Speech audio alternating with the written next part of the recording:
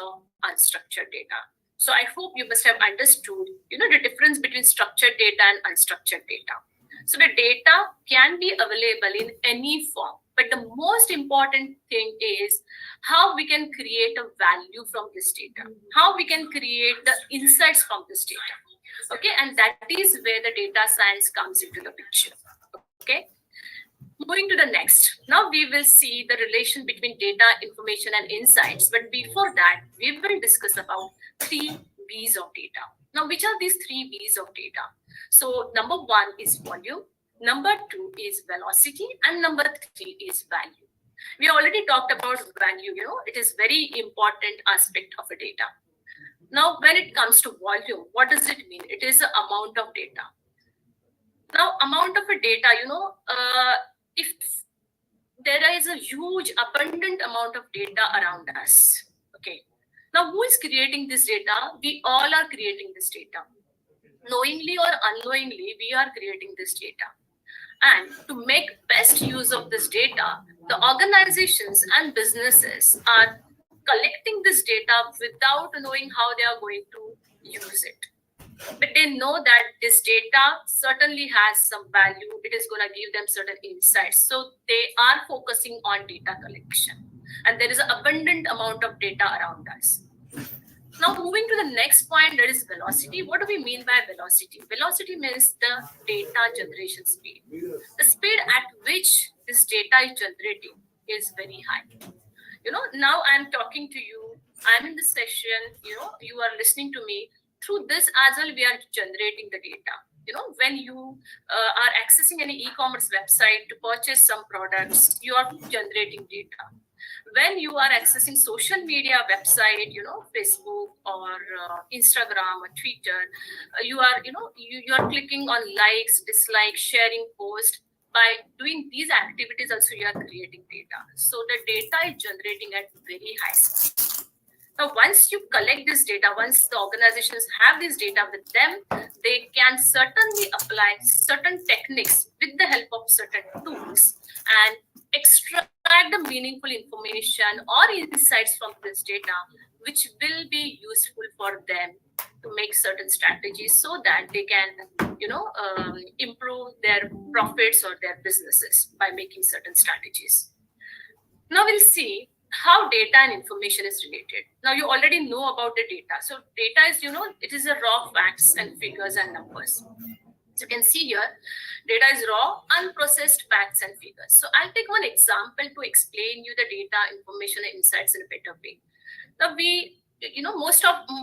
many of us, we use the fitness tracker apps, either on the mobile phone or on the watch, the iWatches.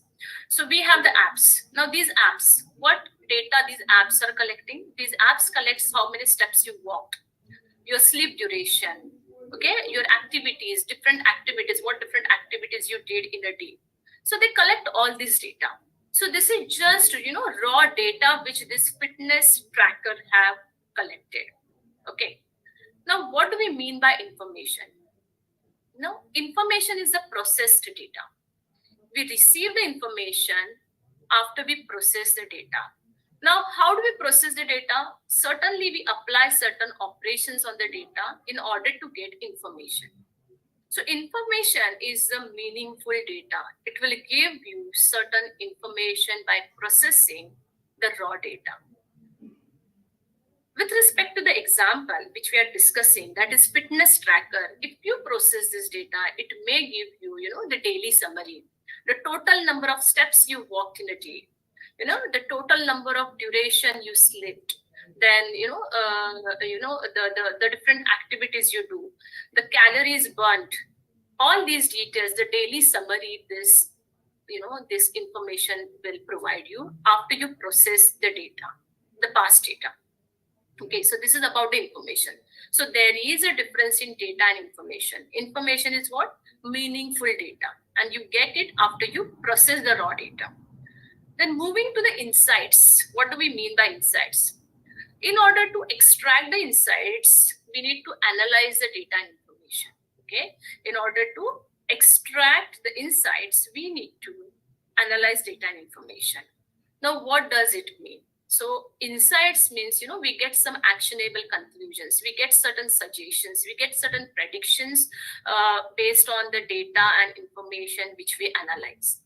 For example, these fitness trackers can give you suggestions in, change in your sleep pattern or change in your eating habits, or, they may provide you the trends of your activities, whether you are more active on weekends or whether you are more active on weekdays. So those kind of suggestions and the predictions will be provided by this fitness tracker, and we call it as insights. Okay, so this was all about data, information, and insights. Okay, now moving to the next one, that is data science. Okay, so we are here to discuss about data science. We have discussed about data. Now we will be discussing about data science. So it is a study, and this study is, we do the study to extract the meaningful insights and information from the available data for businesses, okay, for any other applications. Okay, then what this study integrates, or what exactly we we study in this domain of data science. So it integrates the principles or the concepts from different fields like mathematics, statistics, AI, and computer engineering. Okay, then data scientist comes into picture. Who are data scientists? These are the practitioners who have the knowledge of data science domain.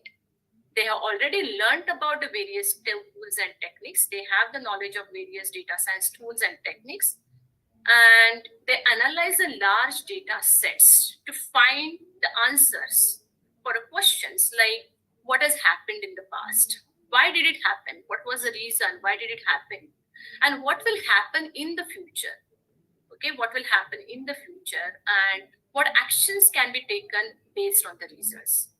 So data scientists will try to find the answers for these questions by analyzing large data sets. So what do we mean by data sets? Sets of data, the collection of a data, the huge amount of data which organizations have collected.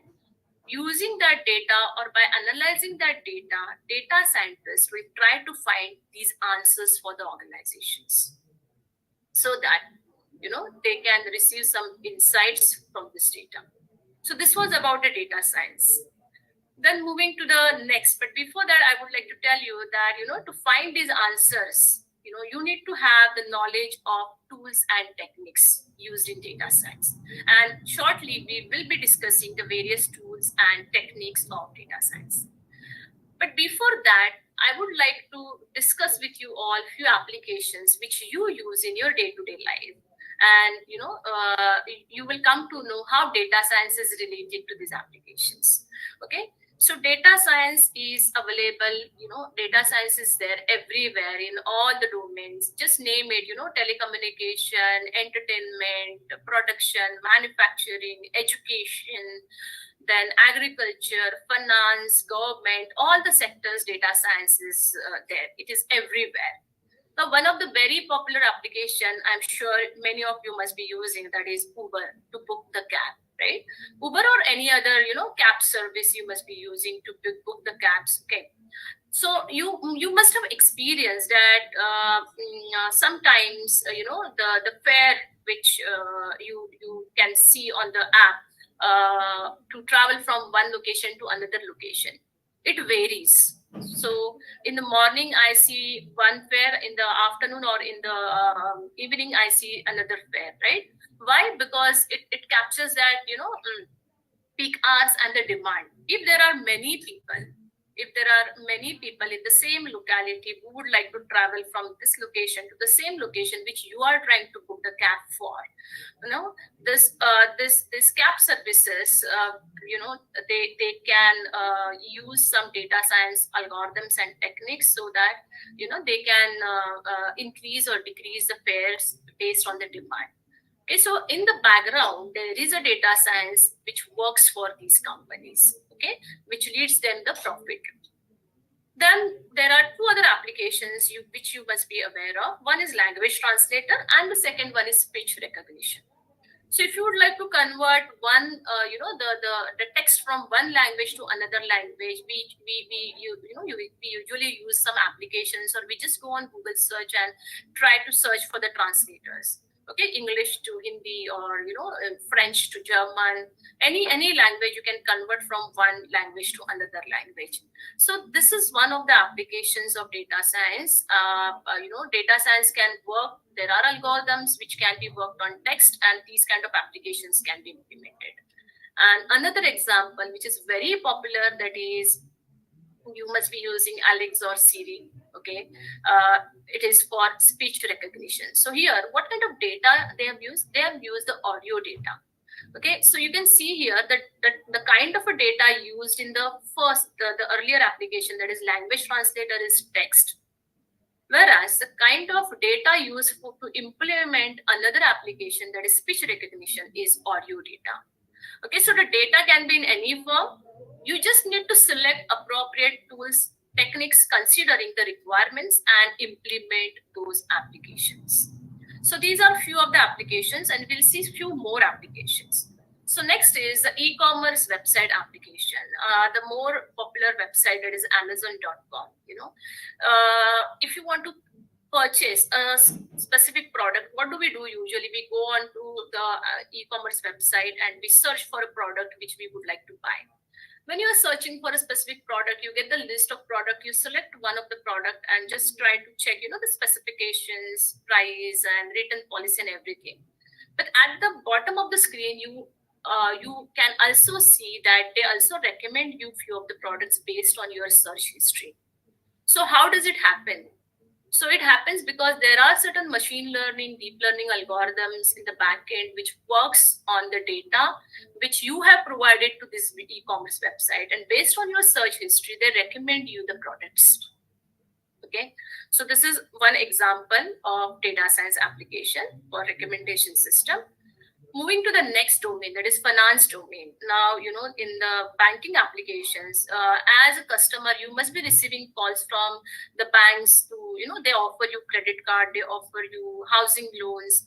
But, when there are certain transactions, they need to check whether is there any fraud happening.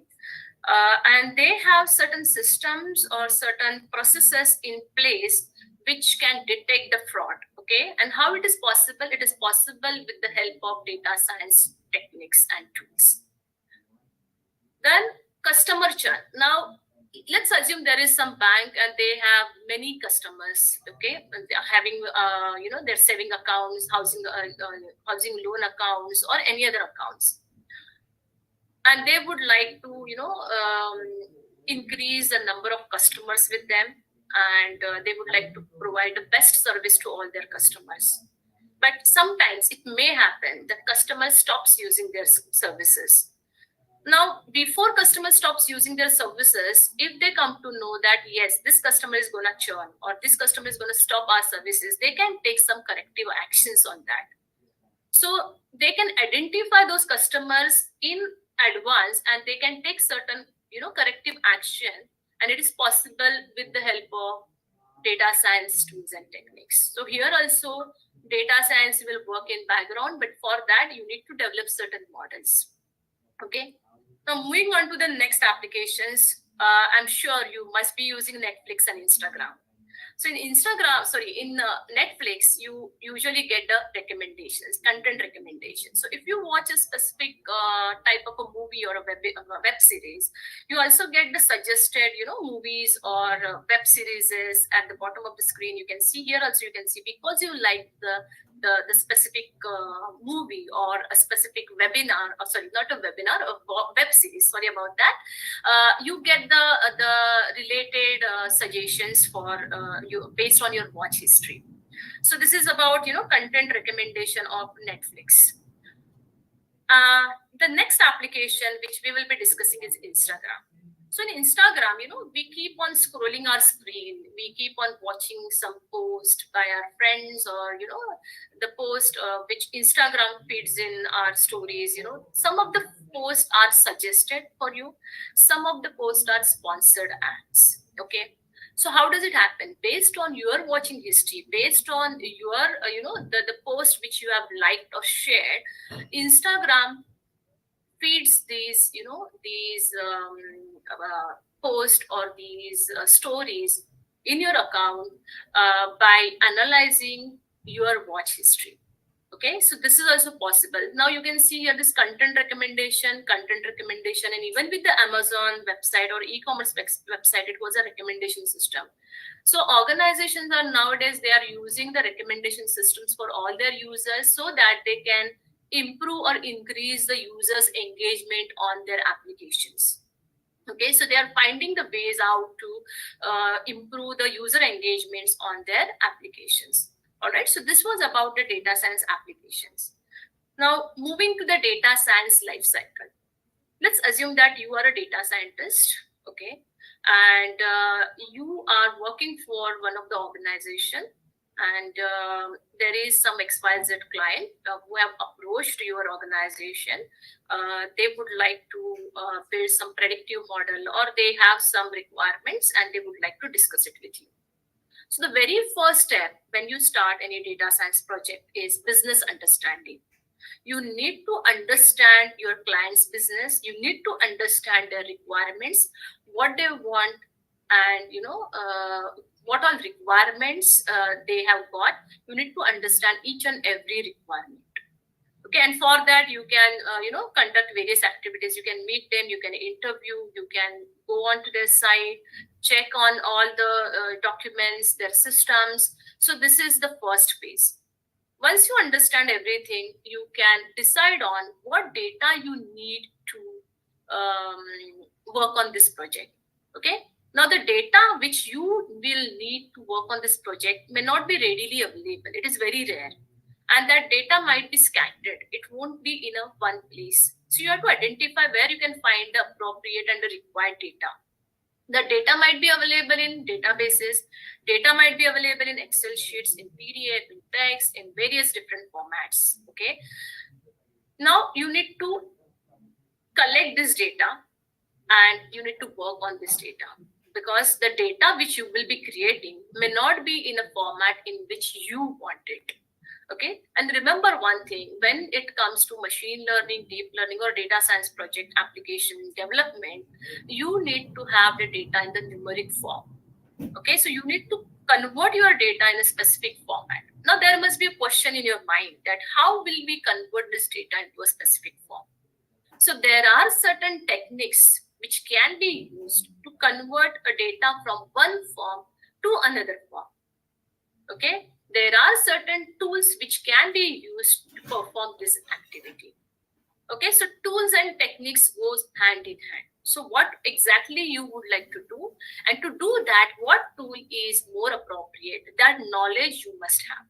Okay, so once the data is collected, the next phase or the next step is data preparation. You need to prepare your data for your project in order to create some models or the predictive models. Okay, so in data preparation phase, you will convert your data into a specific format using the appropriate techniques and tools of data science. Okay, now once your data is ready, you have got your data in a form in which you want, you have collected all the required data, you can proceed further in your project. Before you create any model, you need to understand your data. What all fields are available in data, what kind of data you have, whether it is in text, whether it is in numbers, whether it is in audio, whether it is in video, what relationship exists amongst this data. You need to understand your data.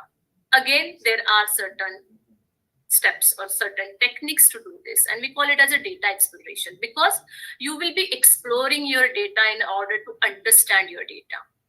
So you will be following certain operations, you will be doing certain steps by using certain techniques and tools of data science. Once you understand your data, once you find a relationship amongst these details, you can proceed to the next step, that is model building.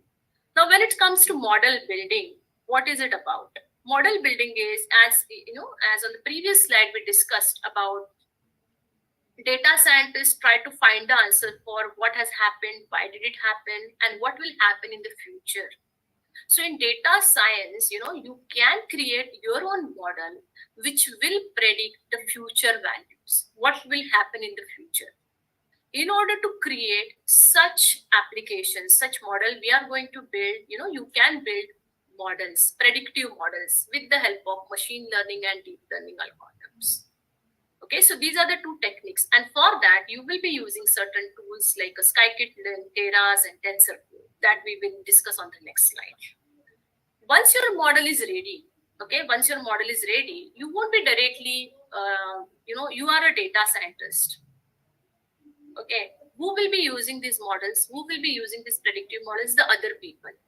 Okay, who are these other people? We call them as end users. For example, we are using WhatsApp. We are using many other applications like Uber or Amazon or Facebook or Instagram. Who we are? We are the end users. We are using these applications, right? Do you know how these applications have been implemented? Who have implemented these applications? How many people were involved in developing these applications? We do not have the knowledge of this. As a user, we just know that we need to download this application for this purpose and we can use it in this way. So our role, we are in the end user's role. We know how to use that app. But there is a group of people who have worked on developing these applications. Now, when I'm saying that you are the data scientist, as a data scientist, you will be creating a model for other people to use it. Okay, but when you will be creating a model, you will not immediately deploy it or share it with the other people to use it. Before that, you must check whether your model is working perfectly or accurately or not. So you need to evaluate your model. So the next step is model evaluation. You will check whether your model is working fine, whether your model is, giving you the results which you were expecting. If it is not giving you the results as expected, you may revisit the previous steps. But if it is giving you the results, or if it is performing very well, you may go ahead and deploy it for other people to use it. So this is how, the data science life cycle goes on from the first step, that is business understanding, till the model deployment.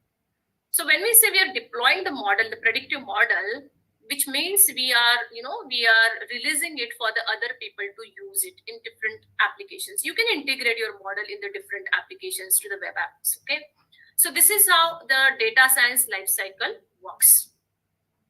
Now, the next one, the very important part of this session, is techniques and tools.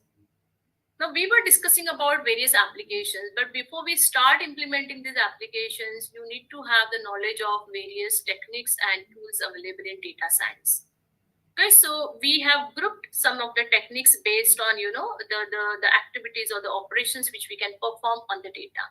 So the first one is, you can analyze your data. You can perform the statistical analysis. When I say statistical analysis, you can find, the average, mean, mode. I'm just taking some, technical words of statistics domain. You can find, these values of your data set, whatever data you will be working on. Okay. So before I proceed further, I would like to mention one very important point. You must have data to work on any data science project. Okay. You must have the data, and on that data, you are going to perform all these operations. So statistical analysis you will perform. After that, you will be performing data visualization. Now, what do we mean by data visualization? It is nothing but, visualizing your data in the form of graphs and charts. Just assume that you have a data set in the Excel format, just rows and columns, huge amount of data you are having. The millions of rows are there and hundreds of columns are there in your data set. Just by looking at that data, you won't be able to understand that data. But if I put that data, the same data, in the form of graphs and charts, you will understand it a better way. Now, how to create these graphs and charts? So there are certain tools which can be used to create these graphs and charts, for the data which you have in the text format or a numeric format. Then, as I mentioned earlier, that you can explore your data, you can try to understand what data you have. For that, you can perform the exploratory data analysis.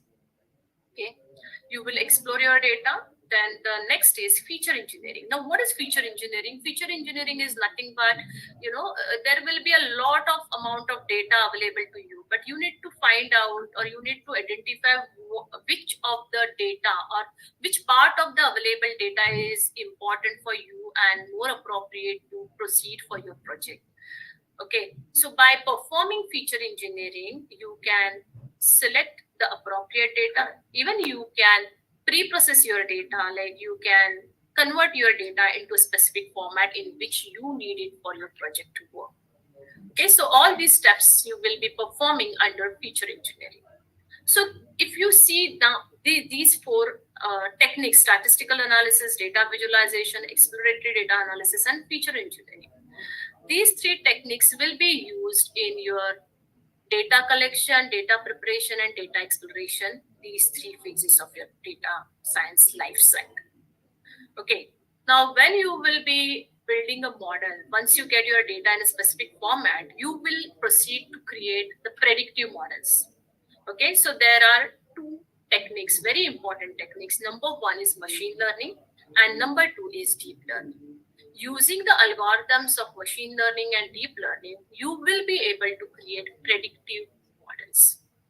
Now, under machine learning, there are two types of machine learning. Number one is supervised machine learning, and number two is unsupervised machine learning. Now, when will you use a supervised machine learning? That, in supervised machine learning, you will be performing regression and classification tasks. Okay, so that also you need to understand what do we mean by regression task and what do we mean by classification task. For example, if you would like to create an application to predict the price of a car or to predict the speed of a car. Okay, so prices are, they are not fixed. The range of the price for the car is not fixed. It can be anything. So we call it as, they are continuous in nature. So if the value which you want your model to predict is of continuous nature, then we call it as a regression task. And then what do we mean by classification tasks? If you would like to predict the grade which student will obtain, okay, based on certain parameters, whether the student will obtain first class or second class or pass or fail or distinction. Now there are only 5, grades which student can obtain. Any of these 5, but not the other than these 5, right? So there are 5 categories of the grades: distinction, first class, second class, pass class, and fail. Okay, so in that case, we will say that it is a classification task, because you're going to classify the students into different categories. That these 10 students have obtained distinction, the other 20 students have got first class, and so on. Okay, so that comes under supervised machine learning. Then the second one is unsupervised machine learning. So what do we mean by unsupervised machine learning? You can discover the trends and pattern in the available data, like stock market prediction, the trends in the cells. These are few of the examples wherein you can discover the patterns and the trends in the from the data, and for that you need to use unsupervised machine learning. Okay, and the task which we perform under this is clustering. Now, what is the difference in machine learning and deep learning? Now, machine learning and deep learning both works on the numeric data. Okay, so this is a requirement. We need a data in the number format. Okay, so if you have a data which is available in text format or image format, you need to convert this data into the numeric form. But if you have a very huge amount of a data, maybe it is in the text format or in the image or video format. Okay, in that case, we go for a deep learning models. Okay, deep learning models works very well with the huge amount of data. And here we use neural networks. So in deep learning, we try to imitate the human's brain. Our brain is also, it's a neural network. So here we try to imitate the human's brain. And there are 3 techniques in deep learning. Number 1 is artificial neural network. Number 2 is convolution neural network. And number 3 is recurrent neural networks. So these are the techniques which can be used in order to implement or build predictive models in data science. Then the next group of techniques is, natural language processing, computer vision, and time series analysis. Now, natural language processing, we have already seen some examples like speech recognition, then language translator, then you must have used Grammarly or paraphrasing tools and apps. So there, how to implement these applications. So there are certain tools and techniques under natural language processing which can be used to create such applications. Then going to the next one, that is computer vision. Now, what is computer vision? You using this technique, you can detect or detect the objects, the various objects from the given from the given video or the images. Okay, so for that also we have tools like OpenCV, and we will be discussing it very soon on the next slide. Then the last one on this slide is time series analysis. Like when it comes to the sales or stock market prediction, the data which is collected, that data comes with a timestamp. On a specific day, at a specific time, this data has been generated, or this person have invested so and so amount in this stock, or this person have purchased a specific product on this date at this time. So the data which comes with a timestamp, if you would like to analyze that data and discover the trends from that data, there are certain techniques in place, and we call it as a time series analysis. So this was all about the data science techniques, and as a data scientist, that data scientist must have the knowledge of these techniques. Okay, I hope you must have got the overall view of the data science techniques. Then moving to the next slide, that is tools. So I'll be discussing the tools as per the data science life cycle, which we discussed on our earlier slide, and the techniques. So the first thing is data storage and manipulation. As we discussed earlier, that data might be available in any form, and it may be stored in any form. Like it may be available in Excel sheet, it may be available in PDF, or it may be available in database. And it can be in the structured form, or it can be in the unstructured form, right? So here there are certain tools and platforms which can be used to store the data and manipulate it. So MySQL is a database server, which using this you can store, manage, and manipulate the structured data very well. Then next is the Excel spreadsheets. Excel spreadsheets can also be used to store the structured data. And the last one in this box, you can see the MongoDB. So MongoDB is also a database system which is used to store and manipulate the unstructured data, okay, which is used to store and manage the unstructured data. So these are the tools which can be used to store and manipulate the data. Okay, so if you have the knowledge of these tools, it will definitely be useful for you when you work around the data storage and manipulating the data. Okay, then the next group of tools, this is very, very, very important tools, the programming languages, the Python and R programming. And Python is a very popular language. It comes with a very rich set of libraries and tools with it. Like, you can find libraries like NumPy, Pandas, Matplotlib, Cbon in the Python. And Python is not only work well with the data science projects, but it also works very well with the different domains like software development, web application development, and it is a very popular language in today's world. And when it comes to learning the language, it is the easiest language to learn. Then we also have R programming language, but R programming is usually used by the researchers. And if you have the knowledge of both, that will always be a plus for you. Okay, so this was about the programming languages. And in order to use the other tools, you must have the knowledge of Python programming. This is must-have requirement for any data scientist, the programming language knowledge. Okay, moving to the next one. In some of the job profiles, you will find that they need only data visualization or business intelligence applications. So there are two very popular tools, Power BI and Tableau. These are the business intelligence tools which can be used to analyze and visualize data.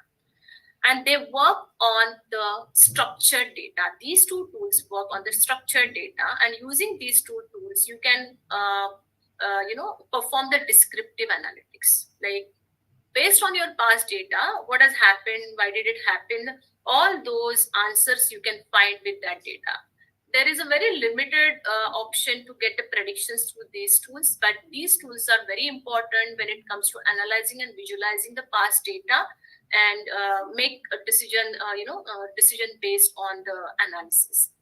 But it gives you the descriptive analytics. When I say descriptive analytics means what has happened in the past and why did it happen, and you can extract the insights. But it has it has limitations on the predictive, that is future predictions. And another limitation, they work on the structured data. Moving to the next, okay, data analysis and visualization. So what I'll do, I'll just go step by step. If you have the knowledge of Python programming, with Python, these tools or libraries comes, okay? With Python, NumPy, Pandas, Matplotlib, and Seaborn, these libraries comes.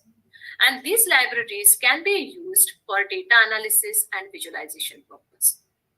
So you will be using these libraries in which of the phase of data science life cycle? Data preparation and data exploration. In these two phases of data science, you can use NumPy, Pandas, Matplotlib, and Seaborn libraries to convert your data into a specific form and to explore your data. So these tools are available and they come along with the Python, okay? Then comes the model building, as we discussed about the machine learning and deep learning. So the machine learning and deep learning algorithms and all the other functionalities comes with Scikit-Learn, Keras, and TensorFlow libraries. And these libraries are also comes with the Python.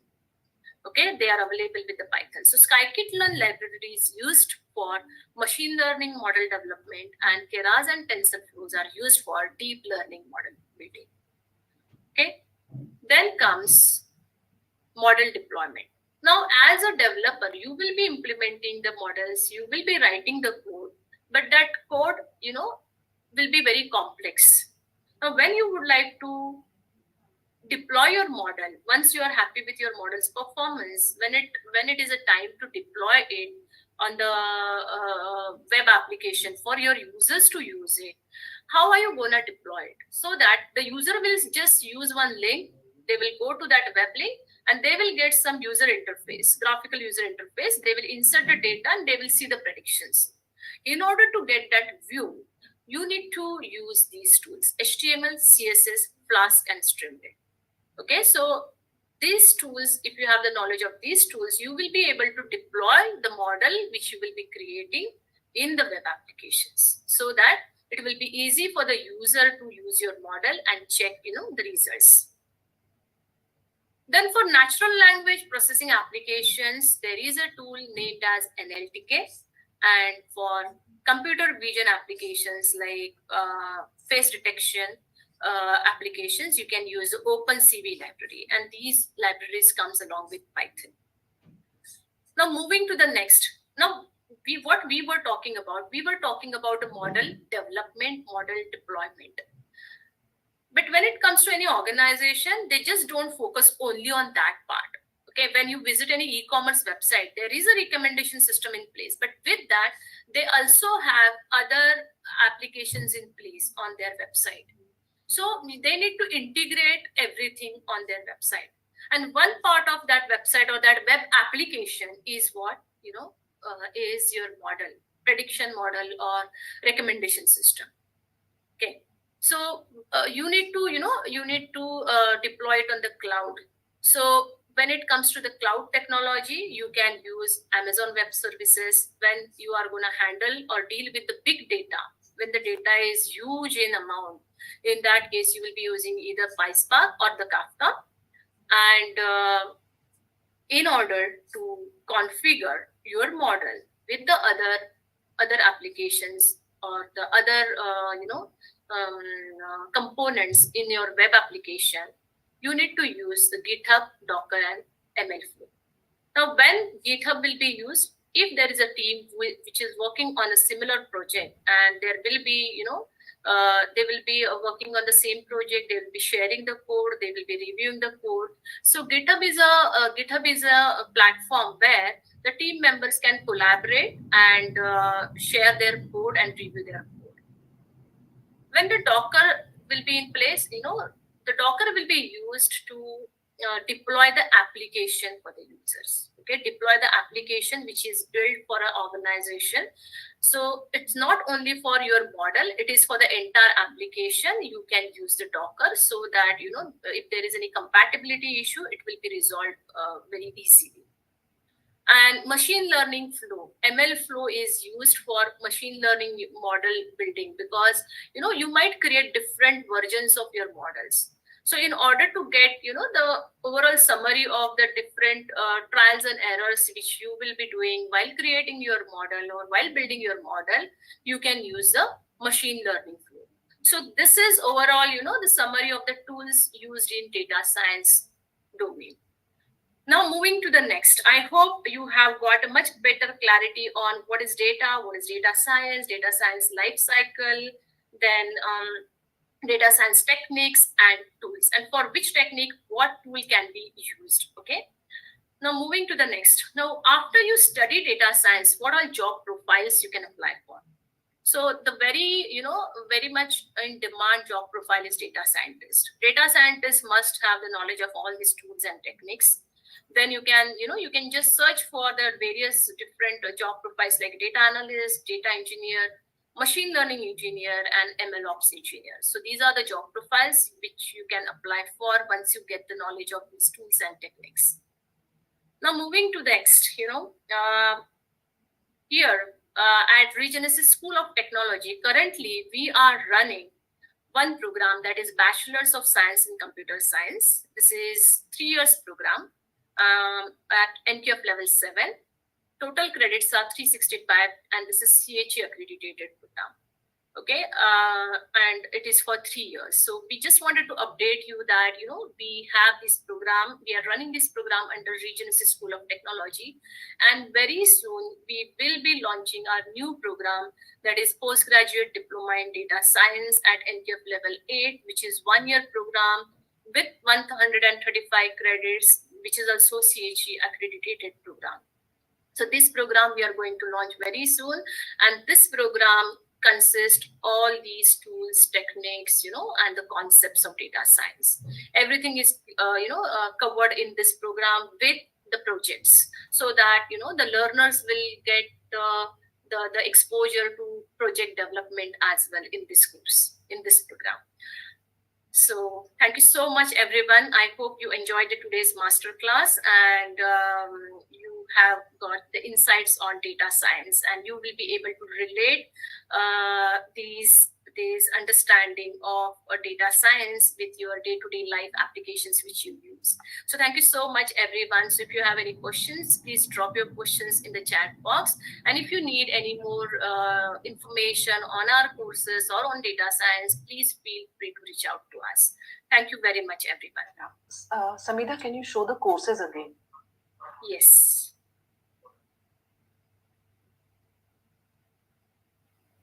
Okay, so Bachelor of Science is already in place, and we are running this program under School of Technology. And Postgraduate Diploma in Data Science, we are going to launch this program very soon, probably in the month of October. Okay, which is 1 year program of 135 credits and is at NQF level 8.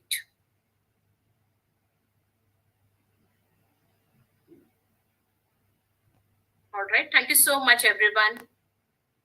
Preeti, shall we stop? So yes. Thank you so much. Thank you. Thank you so much, everyone.